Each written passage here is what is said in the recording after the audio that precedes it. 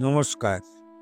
Spiritual bulletin চ্যানেলের সকল শ্রোতা ও দর্শককে জানাই সাদর সুস্বাগতম। চলছে কুম্ভমেলা, মহাকুম্ভমেলা। 144 বছর পর এবারের কুম্ভমেলা।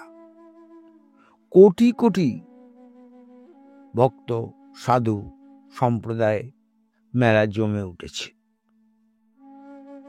প্রয়াগরাজে ত্রিবেণী সঙ্গমে।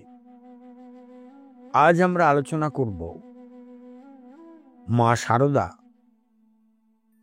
প্রয়াগের ত্রিবেণী সঙ্গমে গিয়েছিলেন স্নান করতে। শুধুই কি স্নানের উদ্দেশ্যে মা শারদা গিয়েছিলেন, না এর পেছনে অন্য কোনো কারণ ছিল? সেই কারণ নিয়েই আজ আমাদের আলোচনা। তাহলে চলুন আলোচনা শুরু করা যাক।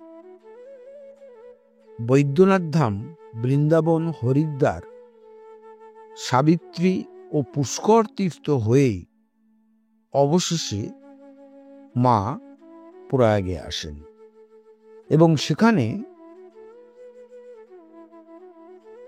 গঙ্গা যমুনা সঙ্গমে স্নানান্তে শ্রীরামকৃষ্ণের পূত কেশ বিসর্জন দেন। মা শারদার সেই মধুর স্মৃতিচারণ। মা বলছেন, ঠাকুরের চুল কি কম জিনিস? তাঁর শরীর ত্যাগের পর যখন প্রয়াগ যাই, তখন তার চুল তীর্থে দেবার জন্য সঙ্গে নিয়েছিল। গঙ্গা যমুনা সঙ্গমের স্থির জলের কাছে ওই চুল হাতে নিয়ে জলে দেব মনে করছি, এমন সময় হঠাৎ একটি ঢেউ উঠে ওটি আমার হাত থেকে নিয়ে আবার জলে মিলিয়ে গেল। তীর্থ পবিত্র হওয়ার জন্য তাঁর চুল আমার হাত থেকে নিয়ে গেল। মা তার মধুর স্মৃতিচারণে এই কথা বললেন। এখান থেকে প্রশ্ন ওঠে, আমাদের হাতের ফুল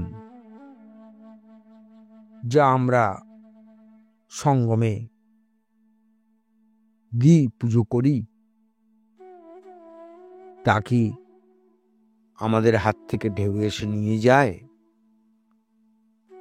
না, আমরা ছুঁড়ে জলে নিক্ষেপ করি। কিন্তু মা শারদা নিজে বলছেন, ঠাকুরের কেশ এতই পূত পবিত্র যে স্বয়ং গঙ্গা যমুনা মায়ের হাত থেকে ঢেউ আকারে এসে ঠাকুরের মাথার কেশ নিয়ে গিয়েছিল। কি অসাধারণ ঘটনা, তাই না? এইটা সত্যিই আমাদেরকে খুব অবাক করে। অলৌকিক, সেদিনও ঘটত, আজও ঘটে, ভবিষ্যতেও ঘটবে। পূত পবিত্র শরীরের অধিকারী হলে এরকম ঘটনাই ঘটে। আশা করি আজকের আলোচনা নিশ্চয়ই আপনাদের ভালো লেগেছে। আর ভালো লেগে থাকলে অবশ্যই লাইক, শেয়ার, কমেন্টস করবেন। কেমন লাগলো জানিয়ে। সকলে খুব ভালো থাকুন, আনন্দে থাকুন। নমস্কার, ধন্যবাদ।